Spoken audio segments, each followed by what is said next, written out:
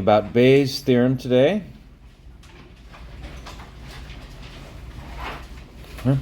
And basically what we're going to learn today is how to short circuit all the tree diagram stuff through this theorem, this formula.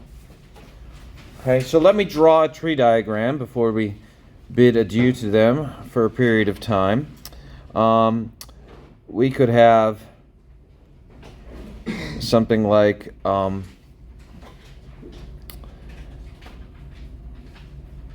A1 and B1, or sorry, A1 and A2, followed by B1, B2, or B1, B2, right? And the probabilities that go here, this is the probability of A1, this is the probability of B1 given A1, this is the probability of A2, and this is probability of B2 given A1, probability of B1 given A2, and probability of B2 given A2. Now, the problems we were talking about, especially with the PPV and NPV from the previous section, we were trying to find things like the probability of, instead of B given A, we are trying to find the probability of something like A1 given B1. And notice the conditioning is the opposite of the way the tree diagram gives it to us, right? The tree diagram has it conditioned on A1, but we're trying to find conditioned on B1. Right? And Bayes' theorem is the thing that allows us to do this. So let me write down Bayes' theorem here.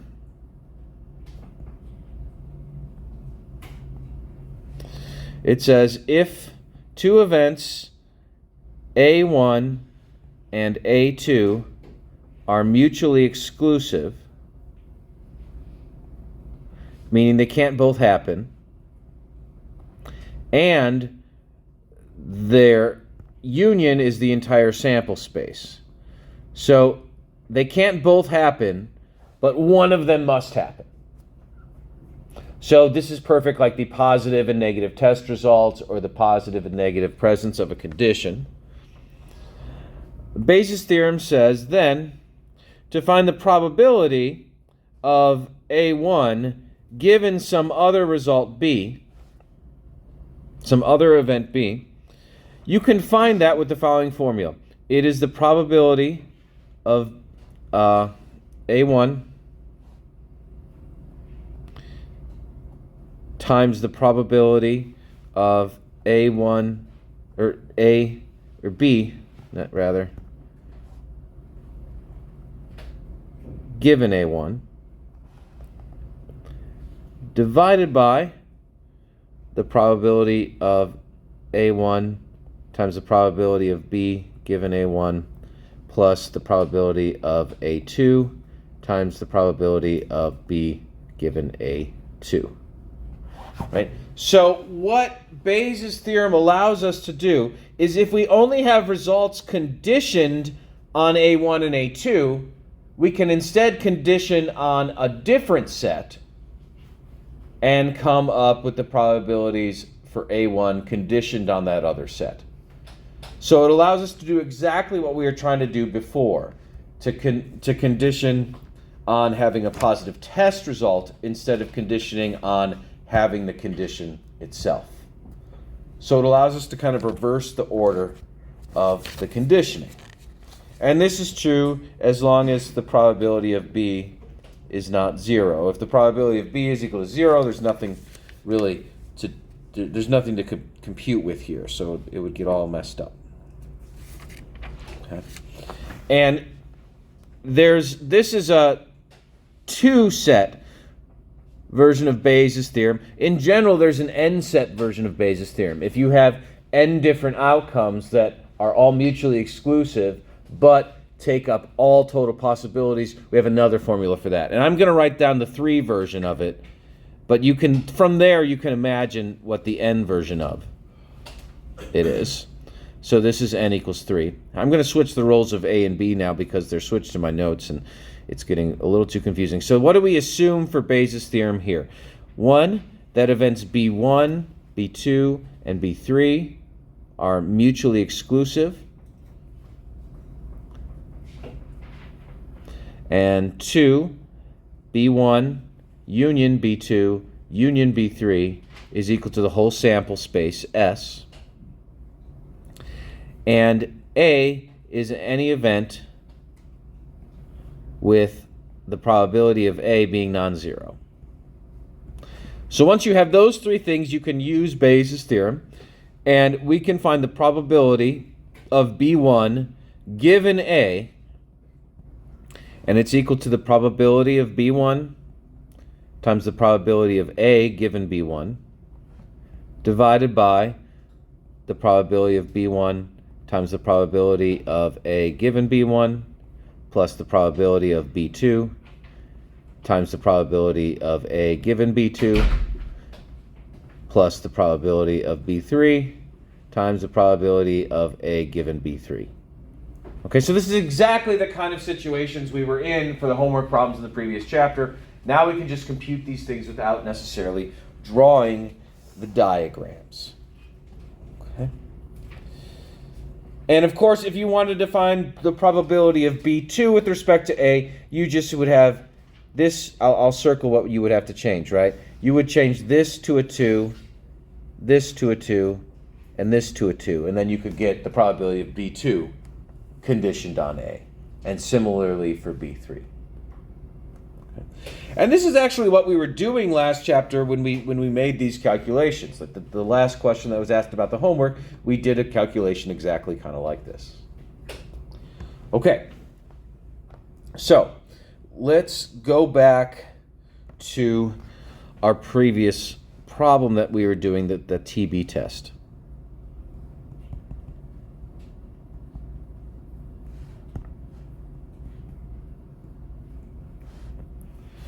Okay, let's let A be a positive test result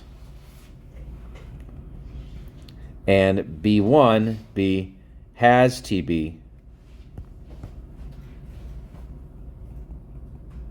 and B2 B does not have TB.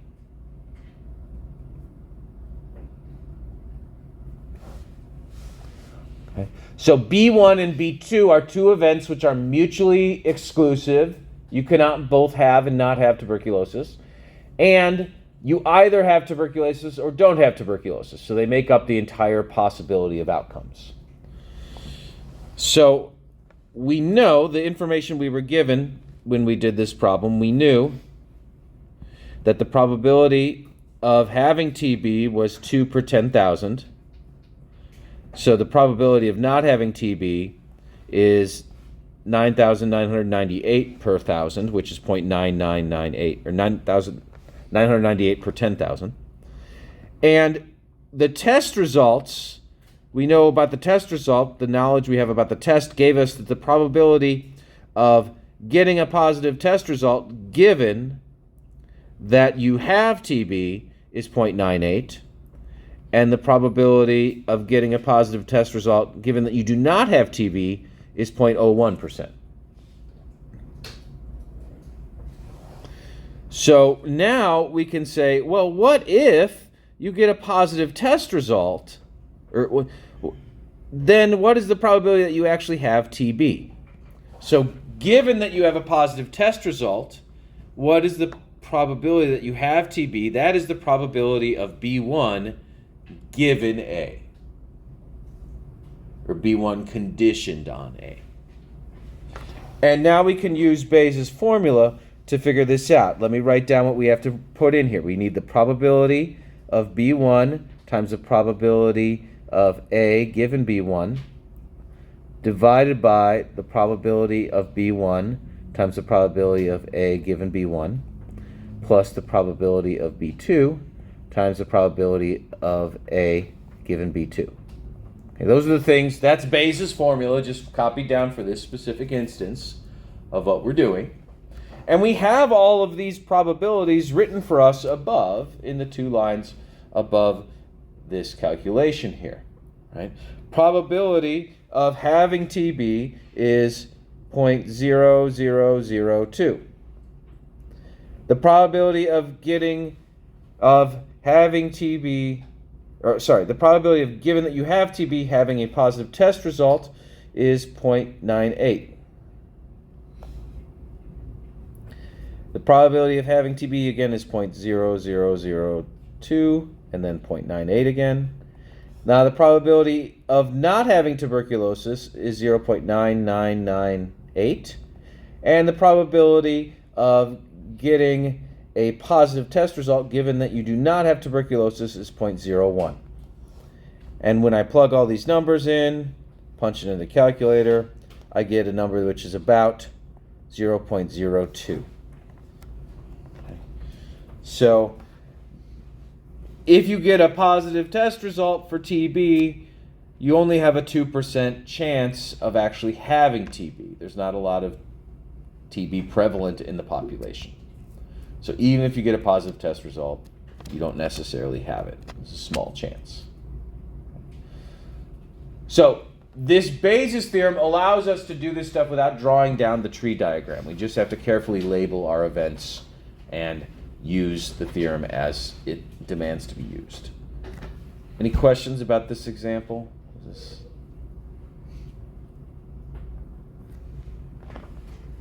Okay. So let's do another example with this. Okay. A printer has 5 bookbinding machines.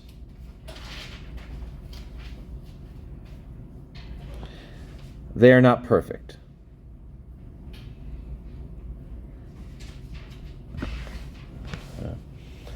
Just like anything made by mankind, it has some flaws. Okay, the table shows, and I'm going to write the table, the proportion of the total output of the printer and the error rates.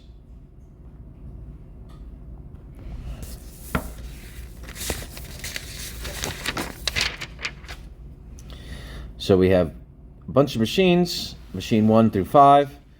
We have the probability of defect, and we have the proportion of total.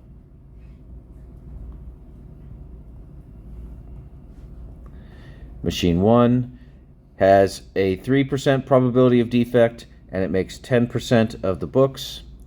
Machine 2 has a 2% probability of defect, and it makes 10% of the books.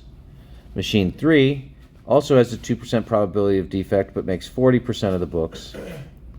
Machine 4 has a 3% probability of defect, but makes 15% of the books. And Machine 5 has a 1% probability of defect and makes 25% of the books. So each of the machines is somewhat different. Some of them are more reliable than the others, and some of them make more of the books for the company than others. And now we would like to ask, the question we're going to answer here is, suppose a book is selected at random and has bad binding. What is the probability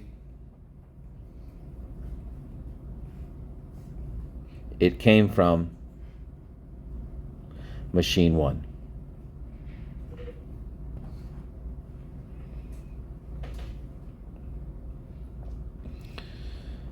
Okay, so we're going to label our events. Event BI is that the book came from machine I. So B1 will be the book came from machine 1, B2 will be the book came from machine 2, and so on and so forth. And A, the event A here is going to be that the book has bad binding.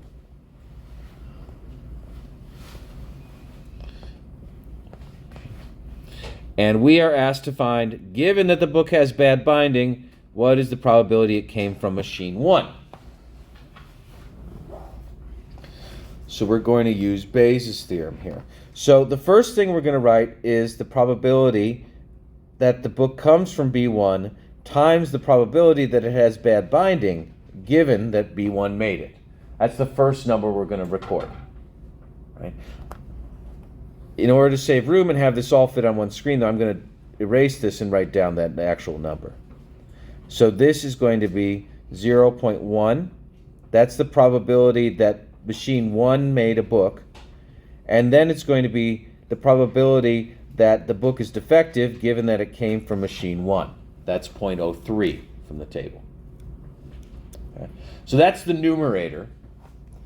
And then in the denominator, we must record all the different possibilities, right? We have 5 machines. All of the books come from one and only one machine. So we can use Bayes' theorem with the B's.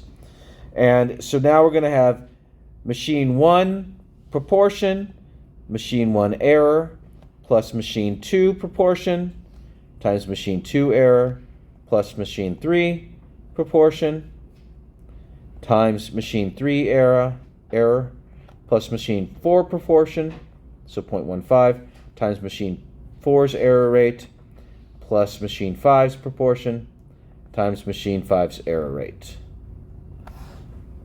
Okay, no, it's hard to read, but we're taking the product of each row here and adding the product of each row together. Okay, when we do that and calculate it all and write it down, this becomes 0.15. So if we have a defective book, the probability that came from machine 1 is just 15%.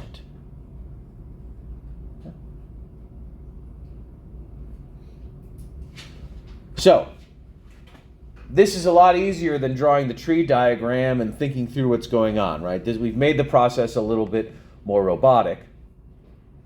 We just plug in this formula, right? But the formula is a little bit complicated. But, you know, I think if you do a few of these on homework and stuff, you'll get used to the formula, okay? But the key thing is to make sure that your B events are mutually exclusive and make up the whole possible range of outcomes. And of course, you need all the data for the probability of the A given all the B's, right? This is also data that you need. Right? But in these problems, they're going to give you that data, right? So you just have to keep applying Bayes' theorem. Okay, the homework, I don't think we have time really to address an in-class problem, is going to be 2, 8, 12, 14, and 16. Okay, this is the homework which is due Monday. You can come take a picture of it if you need to.